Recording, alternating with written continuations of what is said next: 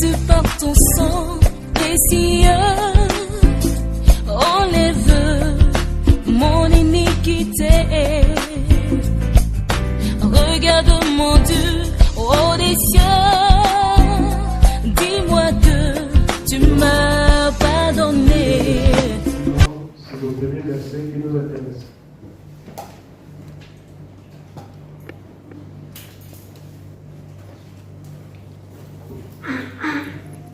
Matthieu chapitre 2.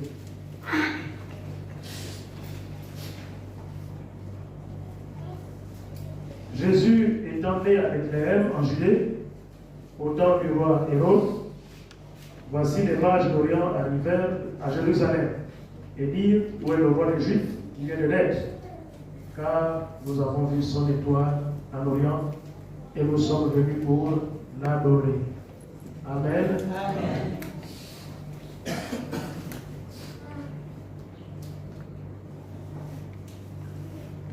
Voilà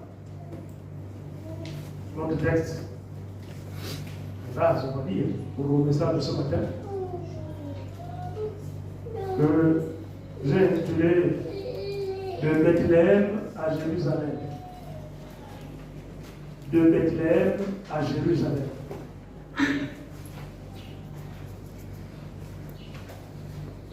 Nous savons que l'évangile de Matthieu a été écrit par Matthieu lui-même. Il a écrit avant l'an 70 après Jésus-Christ. Et les premiers destinataires de cet évangile, bien entendu, sont les croyants juifs. Ce sont les croyants juifs. Donc, Matthieu écrit d'abord aux juifs qui ont cru au Seigneur, parce qu'il y a des juifs jusqu'à présent qui n'ont pas cru au Seigneur. Donc lui, il écrit aux juifs qui ont cru au Seigneur. Et il écrit pourquoi? La première raison, c'est pour montrer aux juifs, aux croyants, qu'il est témoin oculaire de la vie de Jésus-Christ sur la terre. C'est la première raison. Il fallait qu'il le démontre, qu'il montre aux Juifs que lui, il était témoin. Il a vu Jésus vivre. Il connaît la provenance de la vie de Jésus.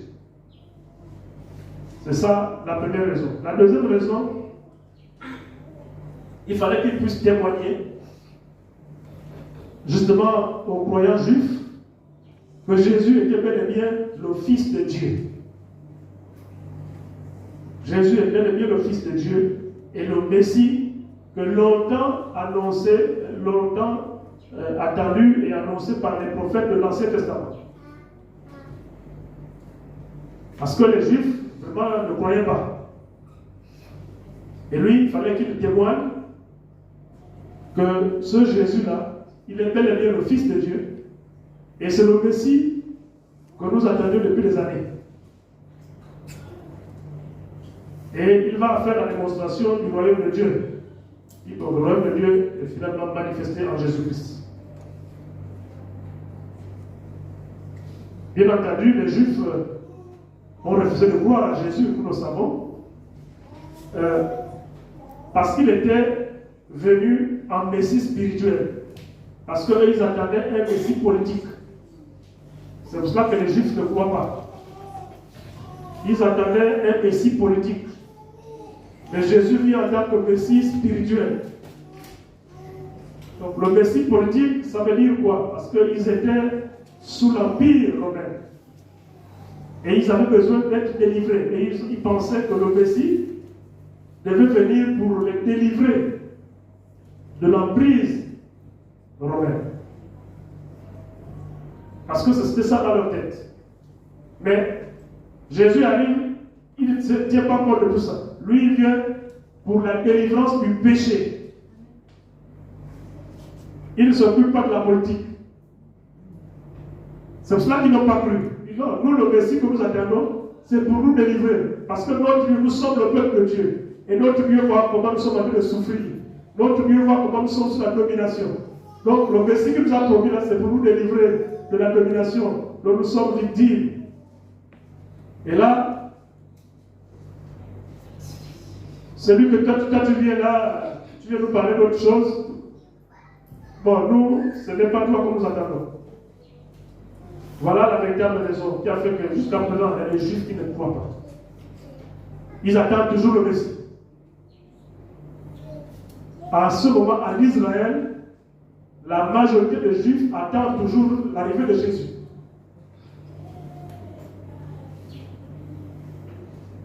Mais nous savons que Jésus est déjà venu et nous savons qu'il va revenir.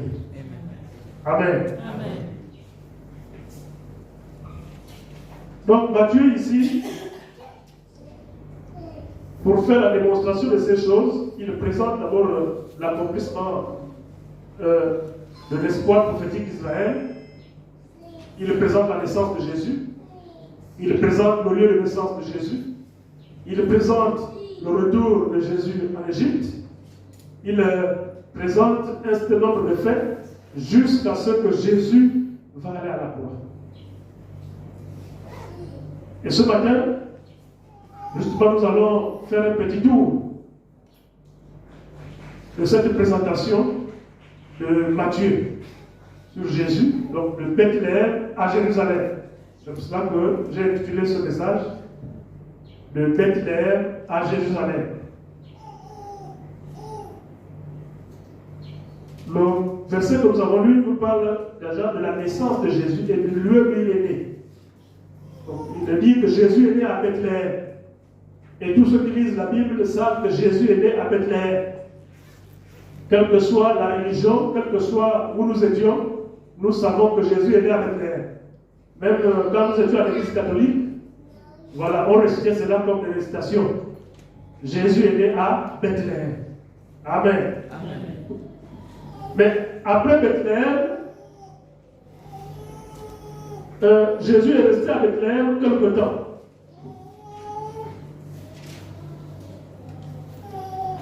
Parce que quand nous lisons la suite de ce chapitre 2, nous voyons que quand Jésus va naître, Hérode, le roi, va chercher à le faire mourir. Surtout que lorsque les mages vont venir à Jérusalem pour chercher qui est, où est-ce qu'il était déjà né, il était né, le roi des Juifs. Donc le roi va avoir sa place menacée. Et donc il va demander qu'on aille tuer tous les enfants de moins de 2 ans. Et à cette période, Jésus devait avoir entre 40 jours et 2 ans. Il n'avait pas plus de 2 ans. C'est pour cela que le roi avait dit qu'il fallait tuer tous les enfants de moins de 2 ans. De plus de 2 ans. Parce que Jésus avait à peu près cet âge. Mais Dieu, le Père, va donc demander à son père Joseph de partir avec l'enfant, de fuir la mort. Donc ils vont aller en Égypte, ils vont retourner en Égypte. Et de l'Égypte, lorsqu'ils vont apprendre que celui qui voulait la mort de Jésus, la mort du petit enfant, est décédé, donc le roi Hérode, alors ils vont revenir en Galilée, mais cette fois-ci, ils ne vont plus aller à Bethléem, ils vont descendre à Nazareth. C'est pour cela que Jésus va grandir à Nazareth. Amen. Amen. Donc Jésus n'a pas grandi à Bethléem. Bien que ce soit la ville, sa ville natale, mais il n'a pas grandi à Bethléem.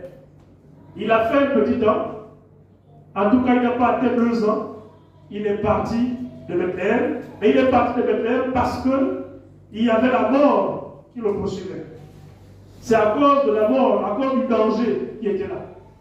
C'est ce qui a fait qu'il puisse quitter Bethléem pour se réfugier quelque part. Il fallait fuir la mort. Il fallait se réfugier quelque part. Donc Bethléem n'était plus propice pour lui. Bethléem, la ville de Bethléem n'était plus favorable à sa vie. Il fallait sauver sa peau. Les parents devaient le protéger, devaient sauver sa peau. C'est pour cela qu'il part de Bethléem. Mais Quand il quitte justement Bethléem, il fait le tour en Égypte, il vient s'installer à Nazareth. Il va commencer à grandir là à Nazareth. Il va mener pratiquement toute sa vie à Nazareth. C'est pour cela que la Bible l'appelle Jésus de Nazareth. Et c'était l'appel de Nazareth, parce qu'il a grandi à Nazareth. Quand on dit Jésus de Nazareth, ça ne veut pas dire qu'il est né à Nazareth, mais c'est parce qu'il a grandi là. Mais ce que nous constatons pour nous aujourd'hui, c'est que plusieurs, comme les mages avaient suivi Jésus à Bethléem, beaucoup pensent toujours que Jésus se trouve encore à Bethléem. Beaucoup suivent encore Jésus à Bethléem. À Bethléem, c'est l'enfance de Jésus. À Bethléem, Jésus est encore enfant. Mais Jésus n'est plus à Bethléem, ça veut dire qu'il n'est plus enfant. Donc nous ne pouvons plus considérer Jésus comme enfant. Et nous ne devons plus suivre le petit enfant. Malheureusement, beaucoup sont d'accord à Jérusalem. Je suis en train de parler de vie spirituelle. Quand nous venons au Seigneur, nous naissons quelque part. Spirituellement, nous naissons. Nous naissons à un certain niveau. Mais quand nous naissons à un certain niveau, il va falloir que nous puissions quitter ce niveau pour aller à un autre niveau. Il faut que nous allions à une autre étape. Nous ne devons pas rester au niveau où nous sommes rentrés. Nous ne devons pas rester au niveau où nous sommes nés. Jésus n'est pas resté à Bethléem. Il a quitté Bethléem. Mais ce qui a fait partir Jésus de Bethléem, c'est la mort. Il devait fuir la mort. Mais nous savons aussi que lorsque nous avons encore un niveau spirituel, le niveau spirituel le plus bas, mais nous sommes encore exposés aussi à la mort. Parce que les sorciers aussi nous poursuivent. Nous sommes encore exposés à la mort parce que pour rien on peut encore sortir. Nous sommes encore exposés à la mort. Parce que la mort se trouve dehors. La mort se trouve en Égypte. Donc nous ne sommes pas encore totalement en sécurité. Quand nous sommes encore à l'état primitif, à l'état premier, où nous sommes rentrés dans le Seigneur. Je ne parle pas de l'église, le bâtiment. Je parle de la vie spirituelle. Donc, si nous sommes encore dans cet état, il y a de fortes chances que nous puissions repartir. C'est pour cela que nous constatons que beaucoup ne tiennent pas. C'est pour cela que nous constatons que beaucoup viennent nous visiter et repartent. Non, c'est le niveau. Parce qu'il y a des menaces qui viennent de partout. Les menaces viennent de notre entourage. Les menaces viennent de l'ennemi. Les menaces viennent même de nos proches. Les menaces, à travers les paroles, à travers les regards, à travers plein de choses qui nous font partir vers l'Égypte. Parce que nous sommes encore au niveau premier. Donc l'enfant de Dieu doit chercher à aller à une autre étape. De la même manière que Jésus est allé à Nazareth pour grandir à Nazareth. Il ne pouvait plus être enfant à Bethléem, mais il a grandi à Nazareth. À Nazareth, il est maintenant grand. Alléluia. C'est à Nazareth. Il faut que nous pensions aussi à quitter notre Bethléem. Je ne connais pas ton Bethléem. Mais à Bethléem, tu es encore enfant. À Bethléem, tu es encore enfant. Et si tu es encore enfant, la mort te guette. La mort spirituelle. Je ne parle pas de la mort physique. La mort spirituelle te guette. Tu n'es pas encore en sécurité. C'est pour ça qu'il est intéressant de monter. C'est pour ça qu'il est intéressant de gravir les échelons. C'est pour ça qu'il est intéressant de changer de cap. Il faut fuir la mort. Le dehors n'est pas mieux, bien-aimé. Le dehors, c'est pas bon. Nous sommes en sécurité car nous sommes en Jésus. Hors de Jésus, ce n'est pas bon. Hors de Jésus, ce n'est pas bon. Nous sommes en danger quand nous sommes en Jésus. Nous ne sommes pas en sécurité. C'est pour cela que nous devons rester en Jésus. Restons en Jésus. Alléluia. Mais pour rester en Jésus, il faut changer de cap. Il faut monter. Alléluia. Donc Jésus n'est plus enfant, bien-aimé. Il n'est non plus avec Père.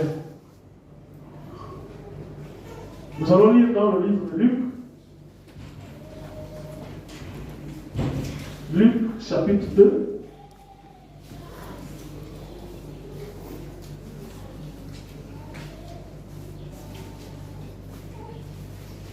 Verset 22. Luc 2, verset 22.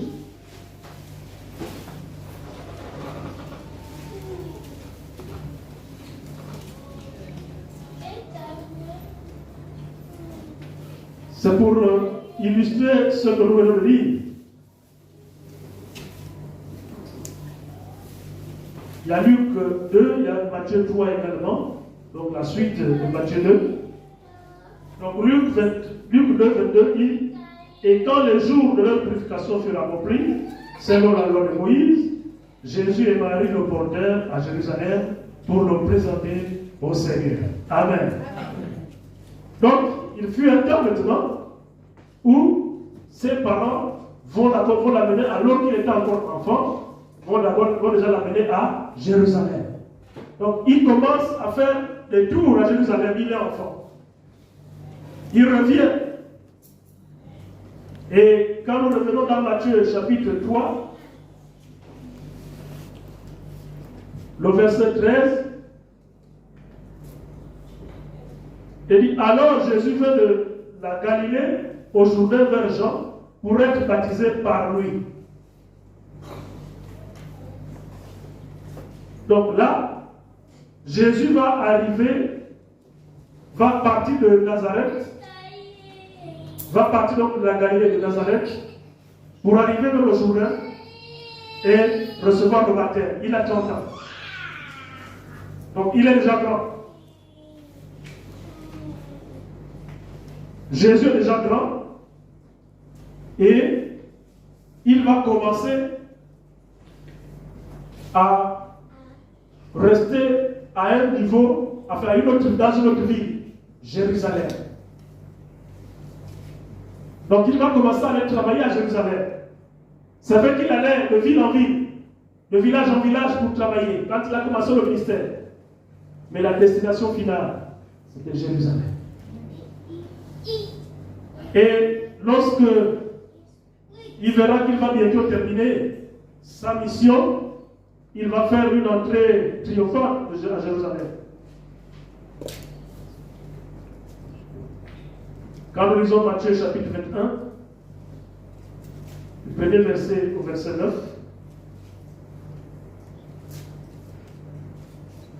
nous voyons comment Jésus rentre à Jérusalem. Matthieu 21, 1er à 9. Lorsqu'il approche de Jérusalem et qu'ils furent arrivés à Bethphagée, vers la montagne des Oliviers, Jésus envoya deux disciples en leur disant, allez au village qui est devant vous. Vous trouverez aussitôt une ânesse attachée et un anneau avec elle, détachez-les et amenez-les moi. Si quelqu'un vous dit quelque chose, vous répondrez, le Seigneur en a besoin. Et à l'instant, il les laissera aller. Or, ceci arriva afin que s'accomplisse ce qui avait été annoncé par le prophète. Dites à la fille de Sion, voici ton roi vient à toi, plein de douceur, et montez sur un anneau, le petit de l'ânesse. Les disciples allèrent et firent ce que Jésus leur avait ordonné. Ils amenèrent l'ânesse et l'anneau, mirent sur eux leurs vêtements et le firent asseoir dessus.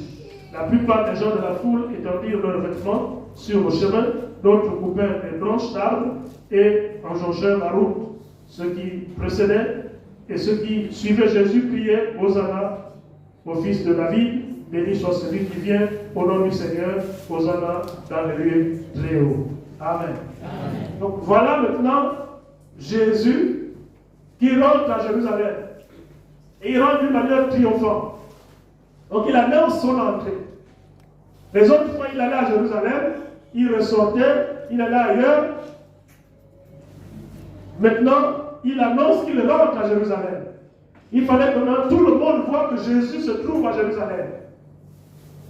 Parce qu'en fait, ses jours s'approchaient. Sa mission était en train de s'accomplir. Donc, Jérusalem devait être la dernière étape. Et nous savons que c'est à Jérusalem qu'il a été arrêté. Nous savons que c'est à Jérusalem qu'il a été crucifié. Nous savons que c'est à Jérusalem qu'il a été enseveli. Nous savons que c'est de Jérusalem au mont des Oliviers qu'il est remonté au ciel. Donc sa destination finale c'était Jérusalem. Il est parti de Bethléem où il est né pour terminer sa vie à Jérusalem. Il savait que c'est à Jérusalem qu'il devait finir.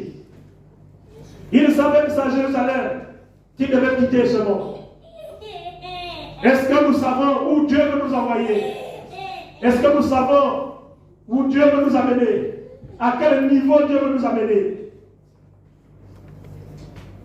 Lui, il le savait. Mais ce que chacun de nous sait, c'est que Dieu veut faire de lui, ce que Dieu veut faire avec lui, où Dieu veut l'amener. Est-ce que nous savons où nous allons? Est-ce que nous savons ce que nous faisons? Pour le savoir, il faut commencer à quitter l'étape primitive. Il faut commencer à chercher, aller à un autre niveau. Quand vous allez commencer à aller à une autre étape, de cette étape, vous allez voir que ce n'est pas bon de rester là, il faut que vous montiez encore. Et plus vous allez monter, plus vous avez envie de monter encore. Parce qu'il y a des bonnes choses, bien aimés. Quand on monte spirituellement, nous rencontrons des bonnes choses. Et quand on monte spirituellement, la première chose merveilleuse, c'est que nous nous sentons proches de Jésus. Nous sentons la présence du Seigneur nous entourer. C'est la première chose. Et la présence de Dieu nous fait du bien. C'est là que nous allons constater que nous sommes en train de monter. Nous sommes en train de quitter une étape. Nous sommes en train d'évoluer. Je ne suis plus à Bethléem. C'est comme ça que tu vas te rendre compte que je ne suis plus à Bethléem. Donc je ne suis plus un enfant. Parce que tu vas commencer à voir que tu rentres dans la présence du Seigneur. À chaque fois tu sens comme une présence. Le Saint-Esprit t'entoure. Amen. Et ça te donne l'envie de continuer. Tu dis, bon, ce que je ressens là, il faut bien que je continue. Il faut bien que je continue parce que c'est sûr qu'il y a encore des bonnes choses plus haut. Et tu continues à chercher. Mais il y en a qui ont même peur. Lorsque le parent là peut venir, il étouffe déjà. Il sent qu'il pense que c'est. Qu'est-ce que je ressens? Qu'est-ce que je ressens? Non, laisse-toi faire. Jésus veut te faire monter. Il veut que tu quittes l'étape inférieure pour aller à l'étape supérieure. Les vies spirituelles des chrétiens ne doivent pas rester stagnantes. Chaque chrétien doit monter. La vie spirituelle est une échelle. La vie spirituelle est une échelle. C'est un escalier. On quitte à la première marche et jusqu'à ce qu'on va arriver à la dernière marche. On doit partir de Bethléem pour arriver à Jérusalem. Il faut justement que lorsque nous irons rencontrer notre Père, lorsque nous irons au ciel, il faut que nous partions de Jérusalem.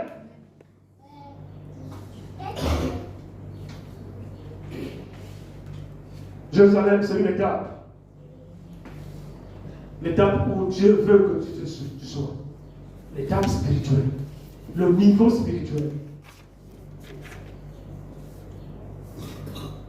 Mais, c'est un moment de se poser la question, mais comment on peut faire? Comment on peut faire pour arriver à Jérusalem? On est là, et pourtant je prie. Qu'est-ce qu'il faut faire? Il n'y a pas de magie. Il n'y a pas de magie. Ce n'est pas aussi difficile. Il y a la première chose à faire. Parce que généralement, ce qui nous empêche de monter, ce sont les fardeaux que nous tenons. Quand tu as beaucoup de poids, tu ne peux pas monter. Quand tu as beaucoup de poids, tu ne peux pas monter. Quand tu as beaucoup de charges sur toi, tu ne peux pas monter. C'est comme si tu as une gravure montagne avec un sac de cailloux au dos. C'est difficile de monter de gravir la montagne. Mais dès que tu déposes le sac de cailloux, vous allez voir que vous pouvez même courir la montagne. Donc la première chose, c'est qu'il faut se débarrasser de ce qui nous empêche de monter. Parce qu'il y a des choses qui nous empêchent de monter. Ce n'est pas forcément des choses physiques.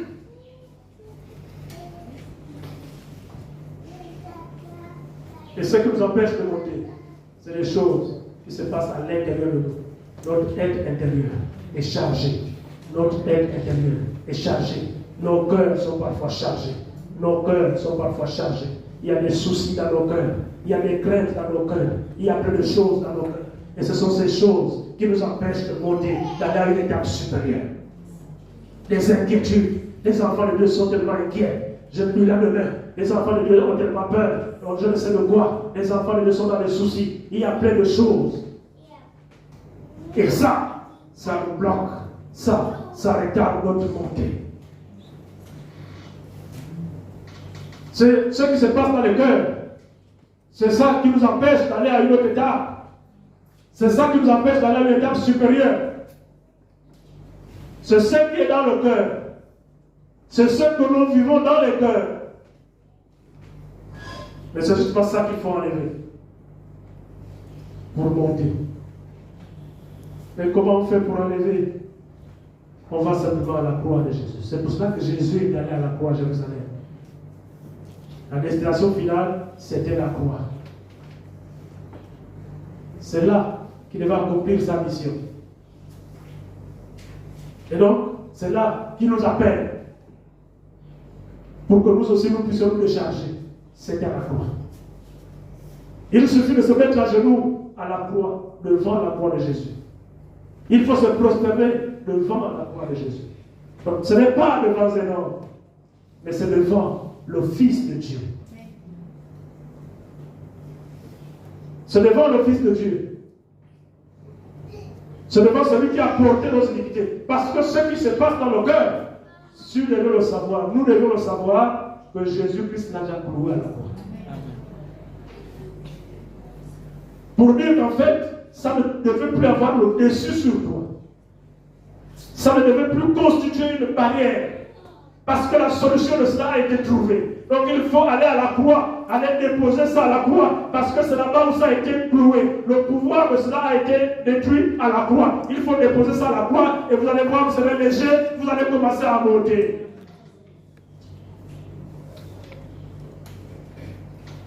Et c'est là qu'il y a le problème des chrétiens, parce que c'est difficile qu'on se décharge. Les chrétiens n'aiment pas se décharger. On préfère accumuler. Et parfois on a la tension. S'il y a des gens qui ne devaient pas être tensionnaires, c'est les chrétiens. S'il y a des gens qui ne devaient pas souffrir de tension, c'est nous les chrétiens. Mais ce n'est pas normal que nous les chrétiens, nous ayons la tension que ceux qui nous occupent à Jésus.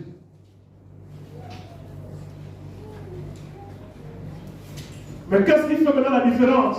Que nous sommes toujours dans la paix. Parce que quand tu es toujours dans la paix, dans la joie, quand il y a un souci, tu les as déposés au pied de la croix, qu'est-ce qui va encore amener la tension?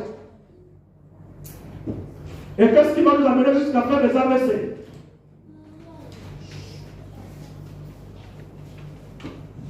Nous devons être les plus heureux. Les chrétiens devraient être les plus heureux. Les chrétiens devraient être ceux qui sont en paix.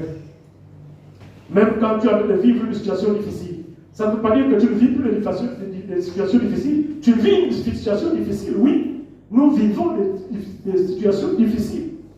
Mais tu sais que cette situation difficile n'est qu'un examen que tu es en train de passer. Tu devais savoir, quand tu es en Jésus, tu sais que c'est un examen que tu es en train de passer. Il faut donc que tu travailles pour réussir à l'examen. Et c'était un examen qui nous est imposé par lui-même Jésus. Il nous impose un examen. Et nous ne pouvons pas refuser de composer. Nous ne pouvons pas refuser. Amen. Non, l'examen de Jésus, c'est bon. C'est comme quand tu vas passer le bac, tu ne peux pas refuser d'aller passer le bac, bien-aimé. Parce que tu sais que quand tu as le bac, tu vas aller en classe supérieure, tu vas aller au supérieur. Et quand tu vas au supérieur, tu vas chercher de l'avoir un métier pour travailler, pour avoir de l'argent. C'est comme ça l'examen de Jésus. L'examen de Jésus, c'est parce que nous voulons aller à une étape supérieure. L'épreuve, bien-aimé, était l'examen pour nous amener à un niveau supérieur, un niveau spirituel supérieur. C'est ça l'épreuve. C'est pourquoi nous ne devons pas refuser de passer l'examen. L'épreuve n'est qu'un examen, bien-aimé. Tout ce que tu vis de difficultés, c'est un examen. C'est l'examen de Jésus. Il faut accepter l'examen de Jésus pour recevoir le niveau le plus haut, le niveau spirituel, pour que tu meurs. C'est un examen, bien-aimé. Ce n'est pas que tu vas mourir là. Jésus n'est pas là pour tuer ses enfants. Ce n'est pas que Jésus ne voit pas ce que tu es en train de souffrir. Oh, le roi des rois sait que tu es en train de vivre une situation difficile, mais il a prévu également une sortie. Il a prévu une solution. Mais il faut que tu acceptes, il faut que tu supportes, et tu verras comment il va te sortir de là. Parce que ta parole déclare que l'épreuve aura son terme. L'épreuve aura son terme. L'épreuve a toujours une fin. Donc, ce n'est pas cela qui devait nous amener à rester, à repartir dans le monde. Non, je m'avais cherché la solution dans le monde. La solution du monde n'est pas la meilleure solution. Il y a des solutions palliatives dans le monde, mais la meilleure solution se trouve toujours en Jésus. Il ne faut pas fuir l'épreuve de Jésus. Il ne faut pas fuir l'examen de Jésus, parce que l'examen de Jésus nous amène à une étape supérieure.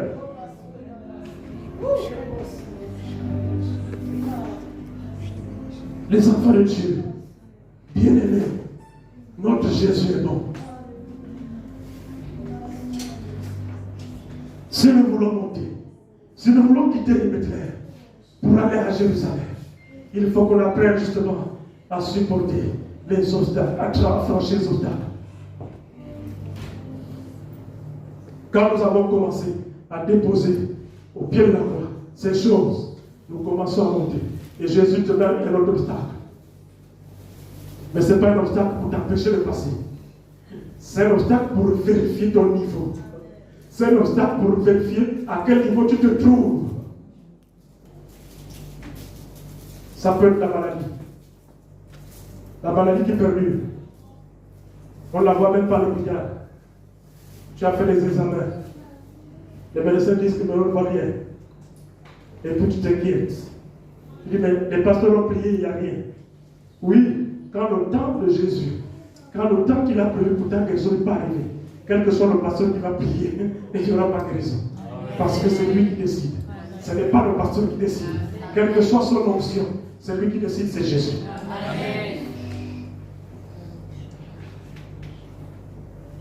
Et quand le temps où Jésus, le temps que Jésus a prévu pour ta guérison arrive, bien aimé, tu ne sais même pas, c'est peut-être pas le pasteur, un frère vient te rendre visite. Un frère va dire, on va prier. Et c'est là que tu obtiens la guérison. Amen. Ce n'est pas que le frère soit plus fort que le pasteur. Non, c'est parce que c'est ce que Jésus a planifié.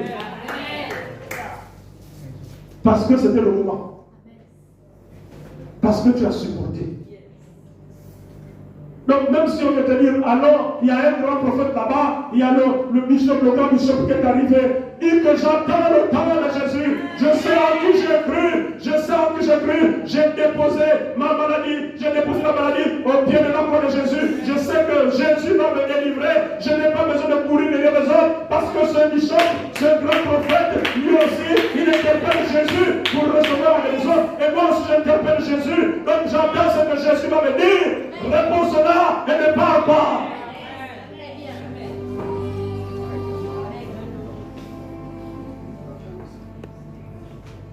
Parce que parfois, quand on part là-bas, c'est pour aller aggraver la maladie. Parce que nous ne connaissons pas l'homme de Dieu chez qui nous allons.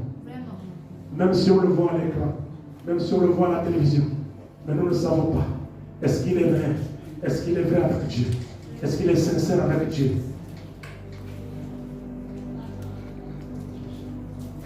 Notre travail, c'est de vous avertir. Notre travail, c'est de vous dire, bien-aimés, vous êtes en Jésus-Christ, vous êtes au bon endroit. Quand vous êtes en Jésus, vous êtes au bon endroit. Le bon endroit, ce n'est pas parce que vous êtes assis sur le fauteuil, paisiblement. Ce n'est pas ça le bon endroit. Le bon endroit, c'est quand nous sommes réellement en Jésus. Amen.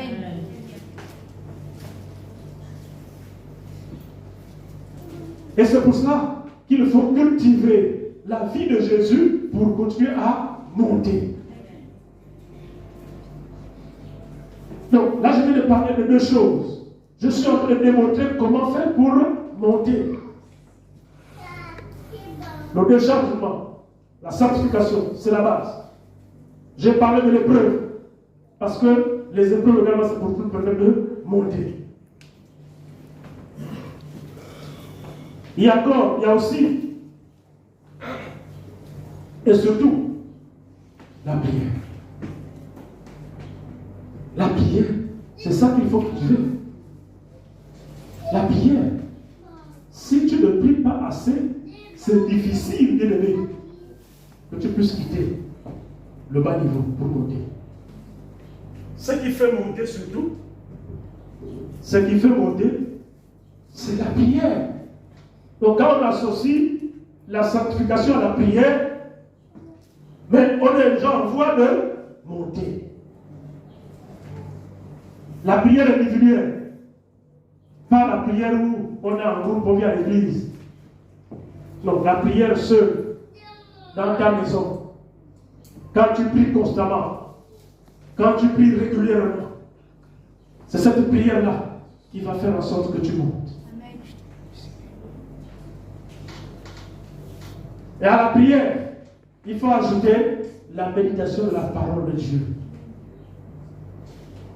Même si tu ne connais pas lire la Bible, si tu ne connais pas lire, il y a des mamans qui n'ont pas fait l'école, mais viennent tous les jours à l'église parce que là-bas on prêche la parole. Viens comprendre ce qu'on donne à l'église. Ça va te suffisant, ce qu'on donne à l'église. C'est pour cela que tu n'es plus obligé de quitter l'église. Tu n'es plus obligé de sécher, comme les jeunes disent, la sèche.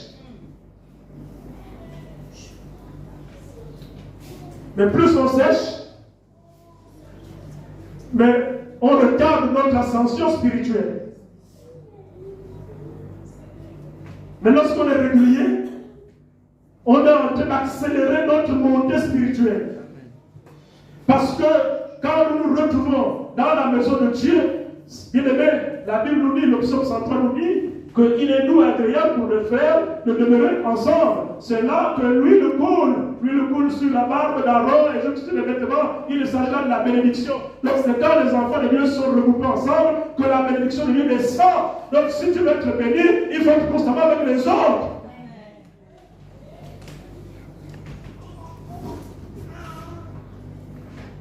Mais quand on fait les mi-temps, à chaque fois que nous faisons la mi-temps, que nous nous absentons d'abord, nous devons savoir que nous avons manqué quelque chose. Parce qu'à chaque fois que les enfants de Dieu se retrouvent, il y a toujours une bénédiction. Elle est spirituelle, mais on ne la voit pas encore physiquement. C'est plus tard que nous la verrons. Amen. À chaque fois que les enfants de Dieu se retrouvent, la Bible dit que là où deux ou trois sont assemblés à mon nom, je me tiens au milieu. Donc dès que vous êtes deux, parce que le pluriel commence par deux, dès que vous êtes deux ou trois, Jésus déjà se tient. Mais quand Jésus vient se tenir au milieu de nous, c'est pour nous aider, c'est pour apporter une solution à quelques problèmes. Donc il est important que les enfants de Dieu apprécient ou aiment à se regrouper, à rester ensemble. Les enfants de Dieu devaient toujours rester ensemble. Même lorsqu'on parle de l'église, on devait se retrouver au quartier, dans une maison ensemble, pour partager un peu les paroles de Dieu, pour partager un peu la prière. C'est important parce que nous devons attirer la bénédiction de Dieu. Et à chaque fois que Dieu nous bénit, nous devons savoir que spirituellement, nous sommes en train de monter. À chaque fois que la bénédiction descend, nous sommes en train de monter. À chaque fois que la bénédiction descend, nous sommes en train de monter. Dès que la bénédiction descend, tu es en train de monter. La bénédiction descend, tu es en train de monter. La bénédiction descend, tu es en train de monter. Donc il faut être constamment en présence des autres pour que tu sois rempli de la bénédiction et que tu sois enlevé. Alléluia.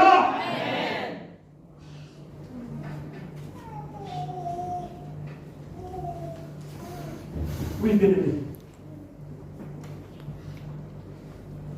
nous sommes montés vite spirituellement, c'était ça. Le secret. Pendant qu'on se convertissait, je ne me rendais pas compte, en fait, on ne savait pas que c'était ça. On ne nous enseignait pas comme ça. Ce n'est pas des enseignements que j'ai reçus, que c'est comme ça que tu peux faire pour monter. Moi maintenant, vous êtes maintenant enseignés. Nous, on venait à l'église comme ça, mais sauf que on n'aimait pas sécher. Ceux qui connaissent Libreville, vous voyez l'église de Nicolas. Si vous connaissez la station de Nicolas, là, l'église est quelque part là, sur la belle route à la vers le carrefour Sni. Pas Sni Doméno, carrefour Sni. On a monté vers Baraka là-bas. Donc, l'église est là. Moi, j'habitais au Cosmopark. Donc, vers Rio. Mais j'allais à pied. Tous les jours. Qu'il y avait réunion. À pied. Je pars à pied. Je reviens à pied. Moi, j'en dis même pas peur. Quand quelqu'un nous dit, bon, je n'ai pas l'argent de taxi, je ne peux pas pour venir, la facilité, c'est qu'on ne connaît pas encore ce qu'on parle faire à l'église. Parce que si on connaissait ce qui nous attend en Jésus, si on connaissait ce que nous allons chercher, on ne devait pas trouver des palliatifs, on ne devait pas trouver des raisons, on devait forcer, même à pied j'y arriverai. Amen. Si on nous dit, tu habites en Tchégué, aujourd'hui, tu vas aller à la musique, tu vas aller prendre 5 millions, tu vas aller à pied, même si tu n'as pas 5 francs. Tu vas te réveiller très tôt, plus tôt, pour que tu sois à 5 heures du matin, tu seras à musique, bien aimé, à pied. Pourquoi? Parce que tu connais la valeur de ce que tu vas chercher. Mais comme on ne connaît pas la valeur de Jésus, parce qu'on ne connaît pas la valeur de Jésus, c'est pour ça qu'on méprise les choses de Dieu, on méprise le rassemblement de Dieu, parce qu'on ne connaît pas la valeur. Et on ne sait pas ce que Jésus nous amène chaque jour.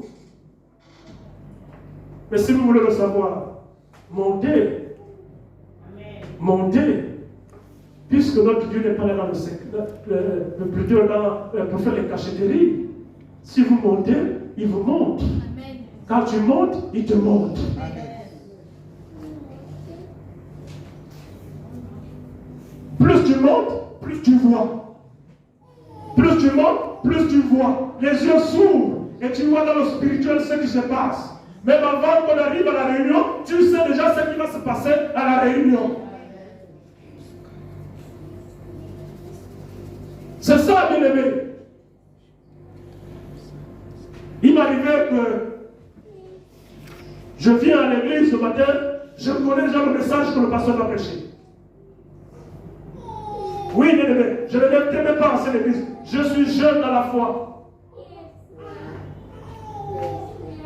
J'arrive, je m'assois. Quand le pasteur monte pour prêcher, le thème qu'il donne, c'est le thème que j'ai reçu la nuit. Alléluia. Parfois, les passages de lui, c'est les passages que j'ai reçus. Il développe le message que moi j'ai déjà reçu la nuit. Et ça, c'était le résultat de la fréquentation régulière du temps et la prière. Quand je manquais une réunion pour une raison quelconque, j'étais mal à l'aise. C'est comme si j'avais offensé Dieu. J'étais mal à l'aise.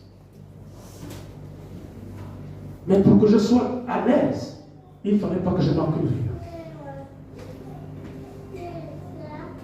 Mais à chaque fois que je sortais de la réunion, je me sentais, je ne sais pas comment exprimer ça. Tu te sens bien, en fait. Tu te sens bien dans ta peau. Tu te sens bien. Tu te sens bien. tu viens charger des soucis, on s'est disputé avec la petite soeur, ou on s'est disputé là-bas avec madame, monsieur, et tu viens à l'église, c'est en Jésus qui y a le réconfort. Dans la parole de Dieu. Quand la parole est prêchée, on se sent maintenant réconforté, on se sent bien dans sa peau. On peut le faire notre journée. Alléluia. Amen. C'est ça, Jésus. C'est ça, notre Dieu. C'est comme ça que nous sommes montés vite. Ce n'est pas qu'il n'y avait pas de problème. Je vous dis, j'avais des problèmes d'argent.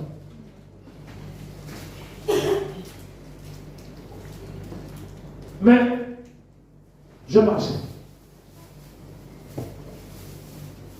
Et j'étais parfois parmi les premiers. Moi, je marche. Même ceux qui avaient été dans la tour venaient en retard. Moi, j'étais parmi les premiers.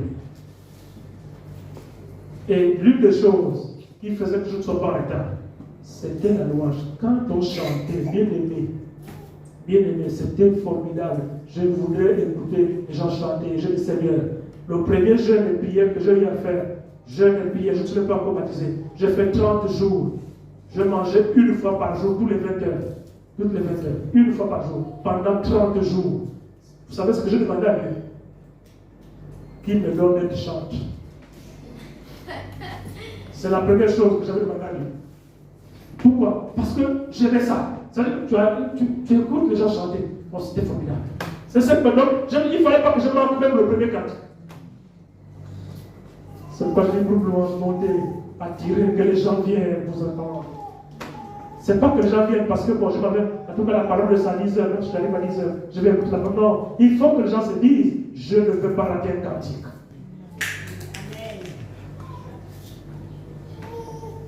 Moi, c'était ça. C'était tellement bon.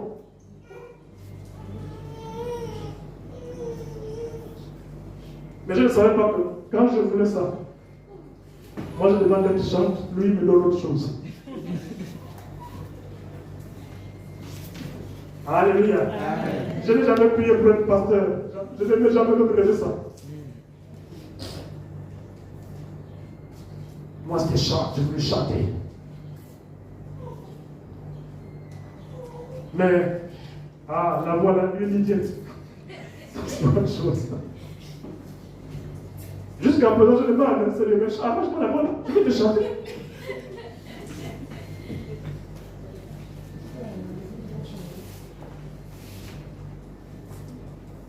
Mais je continue à prier, je ne me décourage pas.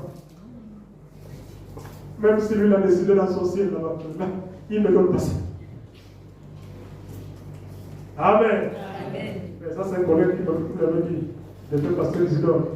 Il dit, Dieu ne peut pas tout te donner. Donc, nous aimons, il faut aimer les choses de Dieu.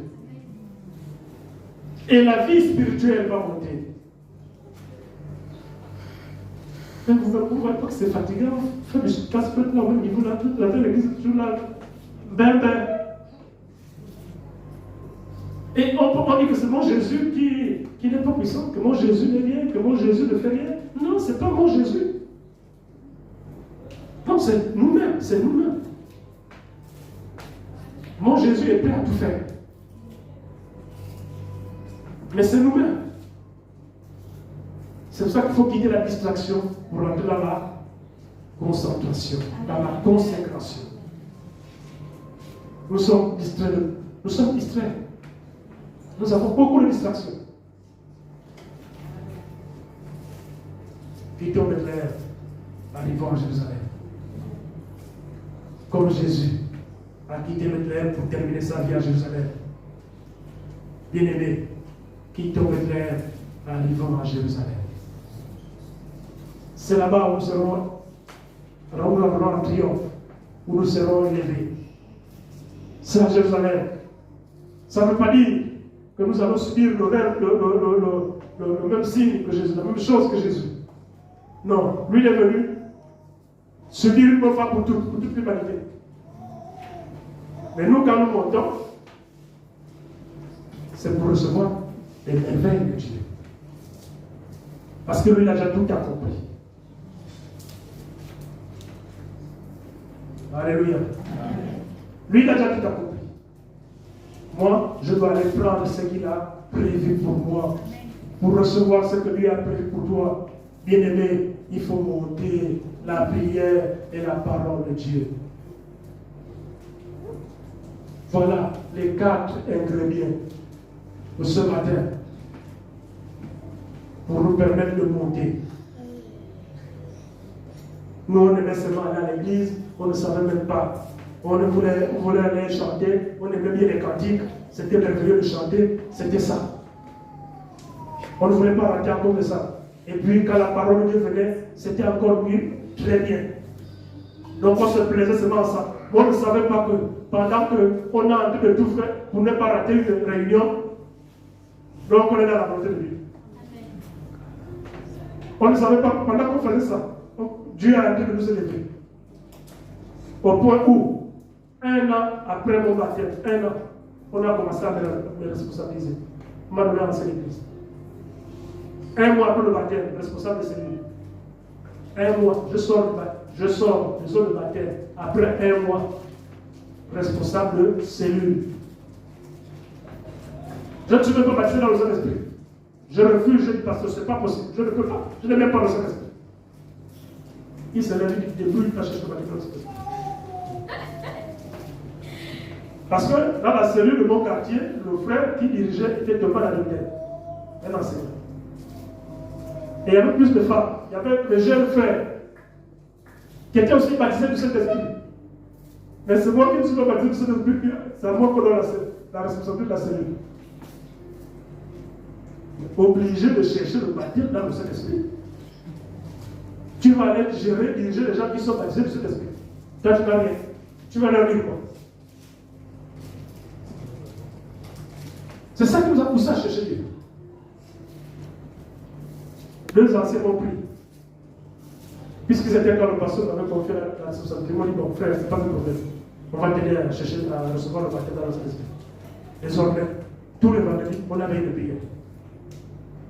On a commencé à 3, veille de prière à 3. On a une veille de prière à 3. Donc, un prend. Quand il finit, l'autre prend. Un finit, l'autre prend. Pendant toute une nuit, à 3 secondes. C'était l'initiation. Et c'est au cours de l'une de ces veillées que j'ai reçu le baptême dans le Saint-Esprit. Mais après ça, j'ai pris goût. Donc la prière, c'est bon comme ça. Je partais maintenant faire les vraies prières moi-même seul. Oui, j'ai fait les vraies prières seul. J'étais encore jeune. La tête colle, dès que tu fais une vraie prière, la tête colle. Et j'étais jeune. Les jeunes, c'est le moment de chercher la face de Dieu. Je fais la veille de prière aujourd'hui. J'ai examen le lendemain, j'ai des partiels. Parce que j'étais étudiant. J'ai les partiels, je m'avais composé. Moi, je parle d'abord la veille de prière. Quand j'entends les jeunes me donner des raisons là, je regarde, je dis, mais est-ce que nous sommes dans le même univers? Mais quand je partais à la veille, j'ai déjà prié. Et puis j'ai déjà étudié. Je m'arrangeais à préparer mon examen pour que j'aille à la veille de prière. Je pars à la veille de prière, je viens le matin, je me change, je prends le café et je pars composer. Et quand on proclame, je suis vice-major. Je n'ai pas échoué parce que j'étais à la veille de prière. Donc, non, à cause de l'église, tu as échoué à l'examen à cause de l'église. Quelle église? Jésus n'est pas là pour faire échouer ses enfants. Amen. Très bien, amen. C'était un problème d'organisation. Jésus n'est pas aussi les paresseux. Étudie et va à l'église. Étudie et va à l'église. Étudie et sers Dieu. Étudie et sers Dieu. Et Dieu va t'aider.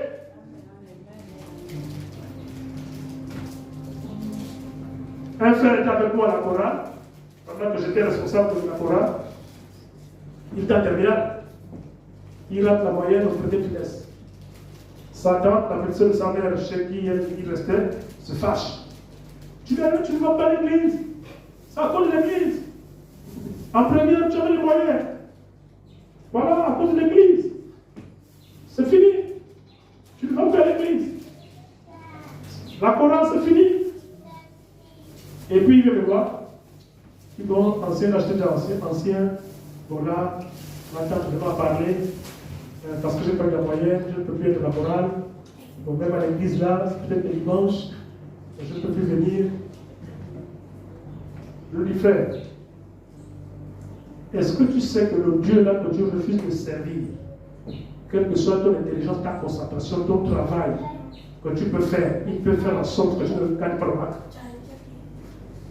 Même si tu es concentré, tu étudies tous les jours Dieu, le Dieu Tout-Puissant, le fait que tu refuses de servir, il peut faire en sorte que tu n'aies pas le bac. Et tu as travaillé quoi? Tu n'allais plus à l'église. Tu étais seulement en train de travailler. Mais tu échoues. Elle m'a dit quoi? Je dis, elle est païenne, elle ne connaît pas les choses de Dieu. Et le conseil que je te donne, fais un programme. Et j'ai aidé à faire un programme personnel. Un emploi du temps plutôt personnel. Je dis, voilà, tu étudies à telle période. Mais à telle période, le jour de réunion, viens à la réunion. Sers Dieu à la chorale. Et quand tu arrives chez toi, tu étudies de telle à telle heure. Ensuite, tu pries. Et c'est fini. Tu verras que tu vas réussir. Quand il a appliqué, il a eu le bac, l'office. Après, je l'ai appelé, je lui ai dit, bon, tu as continué à servir le Seigneur à la chorale. Tu regardes l'église, tu as arrêté le bac. Il se met à dire, ah, pasteur, le moment, quand tu avais parlé là, la foi. Donc, c'est un problème d'organisation. Les élèves, c'est un problème d'organisation. Un élève doit avoir un emploi du temps personnel. En dehors de l'emploi du temps d'école.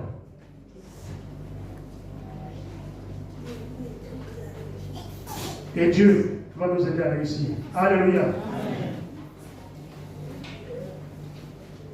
Donc, nous voulons monter. Nous voulons monter. Même le pasteur qui prêche n'est pas encore au niveau où il veut aller.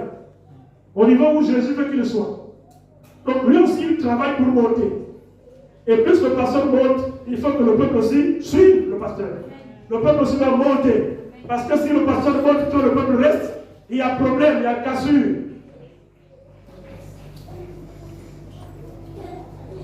Vous n'avez pu comprendre, même la prédication là, ça va passer à haut.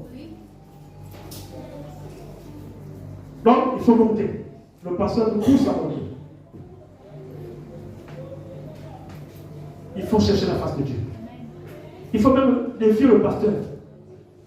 Il dit, bon, je vais monter plus que le pasteur. Je vais être plus haut que le pasteur. Parce que quand le pasteur sent qu'il y a tel frère qui est en train de le rejoindre spirituellement, il fait quoi? Il monte plus. Alléluia. Amen. Et plus le pasteur monte, plus vous êtes béni. Donc poussez-moi à monter.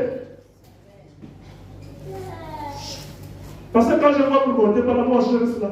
Mais je ne peux plus continuer là. Les autres, ils ne veulent pas venir. Non, il faut monter. Poussez le pasteur à monter. Donc il faut aussi que vous montez. Il y a des bonnes choses en haut là-bas. Alléluia.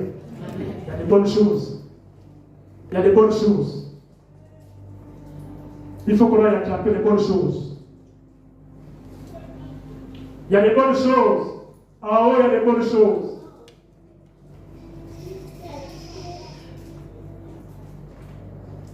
Si on veut cueillir de bons fruits, sans que le fruit ne touche le sol qui est souillé, qu'est-ce qu'on a à faire? C'est de suivre ce qu'il faut monter. Quand tu prends le bâton pour secouer la main, les mains tombent au sol. Ça peut déjà se souiller, même si tu parles laver. Mais si tu veux une marque pure, une marque qui n'est pas souillée, qui n'a pas touché la terre de souillure, qu'est-ce qu'il faut faire? Il faut aller la prendre. Alléluia. Il y a le bonnement aussi, des marques juteuses. Il y a le bonnement en haut. Montons à les pays. J'espère que l'image est bien comprise. Amen. Pour le bonheur de la paix.